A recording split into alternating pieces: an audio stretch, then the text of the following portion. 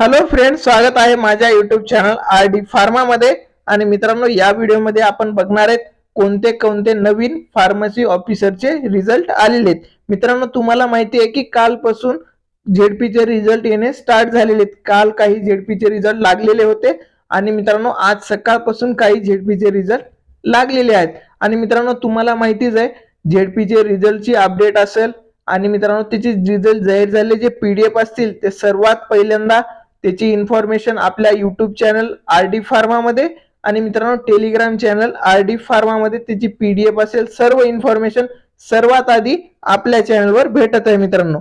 तर मित्रांनो, आज सकाळपासून जे नवीन रिझल्ट आहेत किंवा आता थोड्या वेळ आधी 2 रिझल्ट आलेले आहेत. मी कंटिन्यू जे झेडपीच्या ऑफिशियल साईट आहेत ते सर्वच साईट मी चेक करत आहे. आतापर्यंत साताऱ्याची असेल, रायगडची असेल, अहमदनगरची असेल, बीडची, या झेडपीचा रिझल्ट आतापर्यंत आलेला नाहीये. काही झेडपीच्या ऑफिशियल साईट ओपन होत नाहीयेत, तर मी ते पण चेक करत आहे. आणि मित्रांनो, जसं रिझल्ट लागेल तर सर्वात पहिल्यांदा तुम्हाला आर डी फार्मा युट्यूब चॅनलवर तुम्हाला इन्फॉर्मेशन भेटणार आहे. तर मित्रांनो, आता जे नवीन 2 रिझल्ट आहेत त्याबद्दल बोलू आपण. तर त्याच्यामध्ये मित्रांनो झेडपी धाराशिव ह्याचा हा एक रिझल्ट आलेला आहे. नंतर मित्रांनो झेडपी अकोला ह्याचं, आणि सकाळी जो रिझल्ट आला होता मित्रांनो छत्रपती संभाजीनगरचं रिझल्ट आलेलं आहे. तर मित्रांनो, आपण हे झेडपी धाराशिवचं पीडीएफ ओपन करून बघू. तर तुम्ही इथे बघू शकता जिल्हा परिषद उस्मानाबाद. तर मित्रांनो, ह्याच्यामध्ये जे मार्क आलेले आहेत, इथे जे टॉपर असणार आहेत ते आपण इथे बघणार आहोत.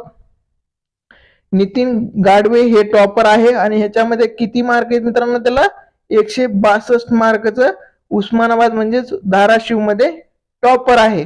तर मित्रांनो, हे जे डिपेंड आहे की कॅटेगरी वाईज तुम्ही कुठे फॉर्म भरला होता, तिथे तुमच्या कॅटेगरीला किती वॅकन्सी आहेत, तुम्हाला मार्क किती आहेत, या सर्व गोष्टीवर तुमचं सिलेक्शन असणार आहे.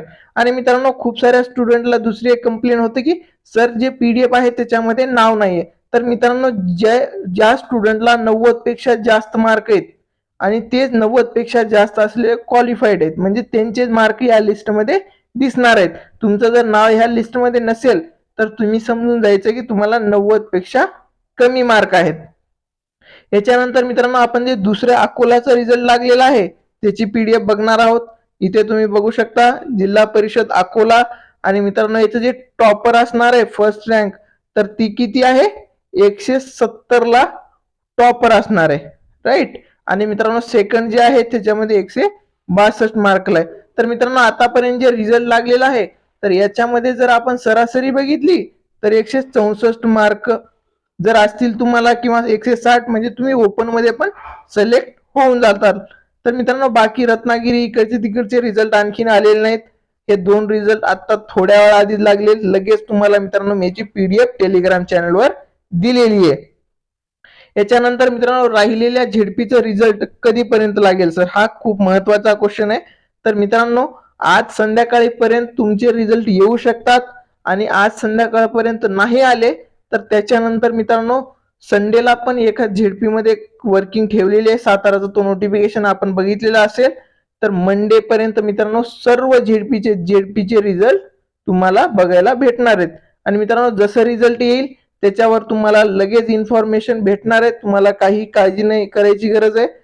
आता जे झेडपी छत्रपती संभाजीनगरचा आपण इथे टॉपर बघितला तर 164 मार्कचं टॉपर आहे मित्रांनो. आणि ज्या स्टुडंटला मित्रांनो व्यवस्थित मार्क आलेले आहेत त्यांना वाटतं सिलेक्शन होईल. नाहीतर मित्रांनो, ज्यांना वाटत असेल की थोडे कमी मार्क आहेत सिलेक्शन होणार नाहीये, पण मित्रांनो त्या स्टुडंटचं पण सिलेक्शन होऊ शकतो. कारण आधी ज्या 2 एक्झाम झाल्या होत्या, डीएमईआर असेल, डीएससीएस असेल, तर हे पण या स्टुडंटने एक्झाम दिली आहेत आणि हे स्टुडंट रिपीटेड सिलेक्ट झालेले आहेत. तर त्यांनी जॉईन केलेले म्हणजे झेडपीत ते जॉईन करणार नाहीत. तर त्यामुळे ती पोस्ट वॅकंट होईल आणि तुम्हाला तिथे चान्स भेटू शकतो. त्याच्यासाठी तुम्हाला मित्रांनो डॉक्युमेंट, जे इम्पॉर्टंट डॉक्युमेंट असतात, म्हणजे कास्टमध्ये फॉर्म भरला असणार तर ते सर्व डॉक्युमेंट रेडी ठेवा. कास्ट कॅटेगरीचा असेल, नॉन क्रिमिनलची डेट चेक करा. तुमच्या सर्व डॉक्युमेंट व्यवस्थित तुम्ही रेडी करा मित्रांनो. आणि जशी इन्फॉर्मेशन भेटेल तशी मी अपडेट तर देईल. तुम्हाला व्हिडिओ आवडला असेल व्हिडिओला लाईक करा आणि मित्रांनो व्हिडिओला नक्की शेअर करा. आणि डाऊट असतील तर कमेंट करा. थँक्यू.